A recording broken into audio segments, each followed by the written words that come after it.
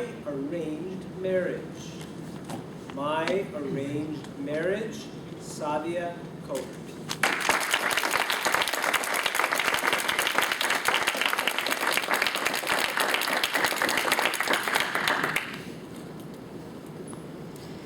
The arranged marriage system used to exchange women for goods and services. Did you know that 2,400 years ago, I would have been worth not only 1, but 2 whole cows, and maybe even a free butter churner if my dad was lucky. Mr. Toastmaster, Mr. Contest Chair, fellow Toastmasters, and honored guests. Arranged marriages nowadays don't really serve a purpose. Women are no longer considered property, and the concept of royalty, where political pacts were made through marriage, is essentially dead. I don't see any royalty around here, do you? And no, Kim Kardashian does not exist. Yet, the Pakistani culture still clings on to its old traditions, which can lead to some pretty hilarious situations in modern day. I myself have been through the gauntlet of potential suitors before I finally settled down. I still remember my first suitor. I was in the living room with my parents, 18 years old, and my parents were giving me a crash course on how to behave in front of the suitor that was about to show up in 5 to 10 minutes. They were telling me how to act, how to move my hands, where to look, what to say, everything. So I was trying to absorb this information, and my dad told me, Sadia, be confident. Say what you feel, look at him in the eye, and just talk about your goals and ambitions. Be yourself. You're going to spend the rest of your life with this man. You want him to know who you really are. And my mom, on the other hand, said, oh, no. Don't be yourself. That didn't go over very, very well last time. And look down. You want to look feminine. You want to look submissive. Make him feel like he's a man, because that's what we do in our culture. We make you feel like you're a man. So I was trying to learn all this information very quickly, and all of a sudden, the doorbell rang. I froze up. Oh my God, he's here. I'm not even done with my crash course. What am I going to do? What am I going to say? Where am I going to put my hands? Okay, Sadia, calm down. All right, look submissive. All right, got my scarf on. Okay, I can do this. I've done job interviews. I've done college interviews. This is nothing. I could do this. It's just a guy that I'm going to spend the rest of my life with, that's all. So my suitor came in. We greeted each other.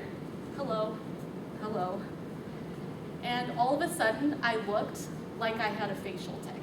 I was looking up, I was looking down. I was looking on the side, to my right side. I put my hand out, put my hand here, I did the Macarena, I didn't know what to do. And my suitor kept looking at me, and he smiled and nodded. And we all know what that means. You're kind of crazy.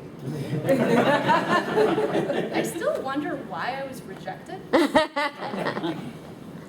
Now, my second suitor was a very interesting fellow. He was great on paper. He was 6'2". He was a doctor. He made $375,000 a year. That was his selling point. His parents were in the intelligence. He was in the military. Just a great, amazing family, right? So we courted for 4 months. Now, courting does not mean dating in the Pakistani culture where the guy takes you out somewhere. It means talking on the phone. So we talked on the phone for 4 months. And one day, we had this really strange conversation. He called me and he said, Sadia, I need to tell you something. Okay, what is it? I wanted to let you know that this is very important to me, but I'm a registered communist. A what? I'm a communist. So is that like a Russian spy? No, it's not a Russian spy. I'm a communist. You've heard of them before.